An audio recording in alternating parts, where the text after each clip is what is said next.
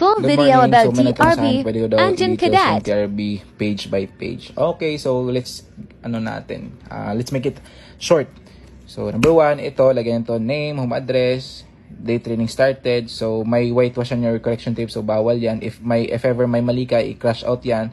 Tapos signature sa gilid, tapos sagay mo yung sakto na content dito sa taas. So next is ito, so fill out nyo yan, name in full, seafarer's book number, ganyan. Tapos home address, change of address if nag-change ka ng address nyo. Sponsoring company, lagay nyo itong company sa akin, OSM, tapos address nila, hindi ko pa nalagyan kasi tinatamad ako. Date started, yung training November 14, so date finish, hindi ko pa nalagyan kasi tinatamad nga ako. So ito sa training program, dito is by phase to so dapat dito is first year, second year, tsaka third year. Ngayon, nilagay ko is binuo ko na lang from June 2019 hanggang July 2022. So, ilagay nyo dito pala is kung saan kayo nag-first year college, tapos start of the class nyo, tsaka yung end of the class nyo dito. So, tatlo dapat to the entry dito. Sa akin, ginawa ko yung isa. Dito naman, sa C phase naman is yung yung unang kontrata nyo, anong barkong pangalan, embarkation, tsaka disembarkation.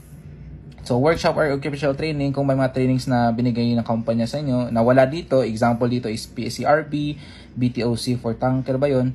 So, ilagay nyo lang dito, tapos date started, tsaka date finish.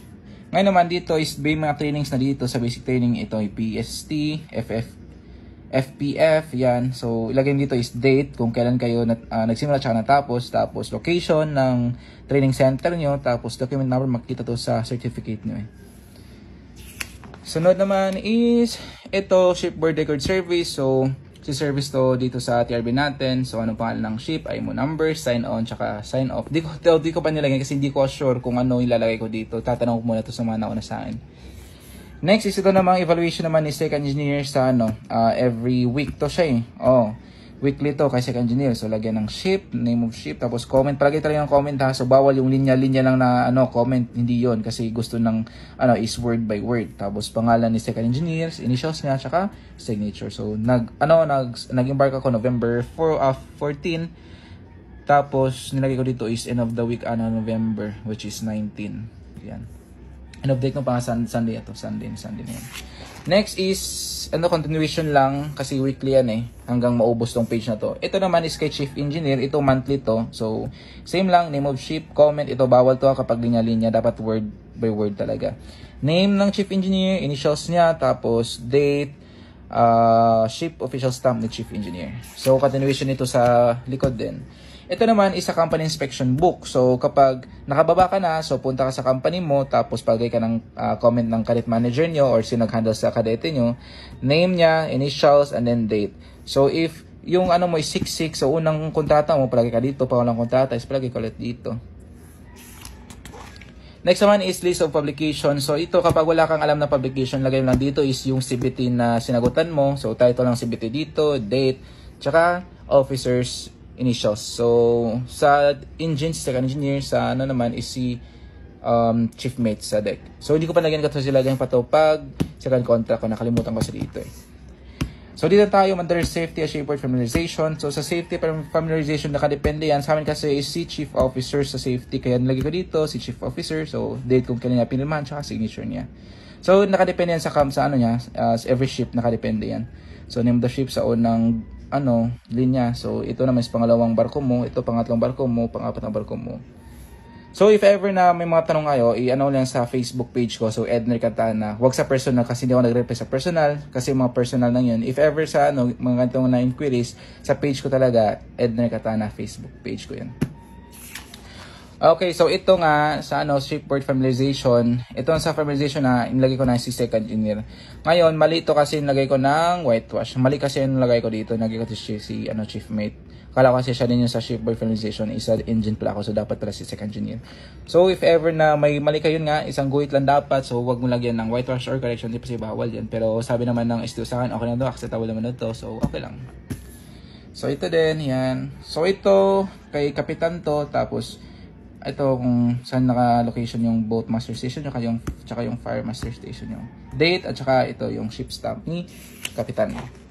So, particulars of ship. So, meron kayo nito at least sa sa deck ata. O, hanap ka lang na ships particular, tapos lagay nyo dito mga entries nyo. Ayan. Ito kay ano to, sa bridge, tapos yung may engines naman, tsaka auxiliary sa engine department to. Tapos yung FFE, LSA sa deck yan. May mga entries dito na wala. Kasi example, tanker, parang wala dito. Example, cargo hold. Ayan, so may cargo hold ba yung tanker? Wala naman. So, nakadepende din yan sa ano, types of ship nyo.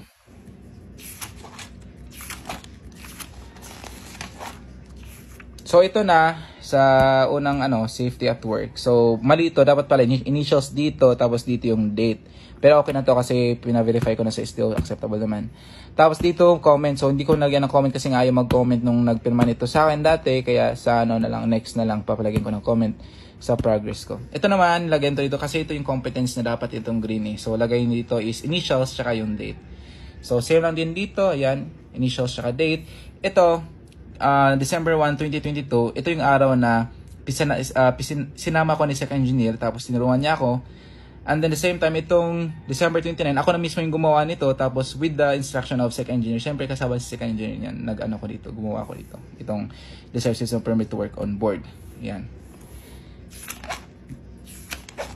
So, same lang din ito, ayan. So, dito, initials dapat dito, tapos dito yung date, kaso nga nabaliktad ko. So, ito, following procedures of running over a watch. So, kay third engineer to kasi, siya yung saan dito eh.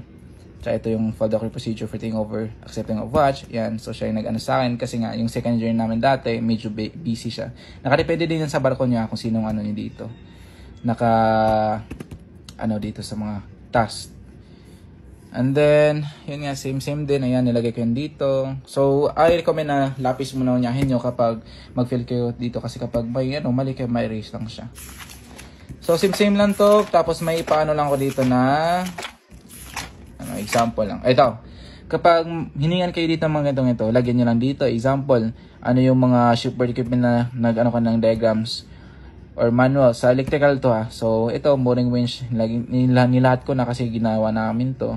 Ayan, mooring winch forward, DG preheater. Ayan, ito sila. Example ito, anong ginamit namin is multi-tester at saka megger.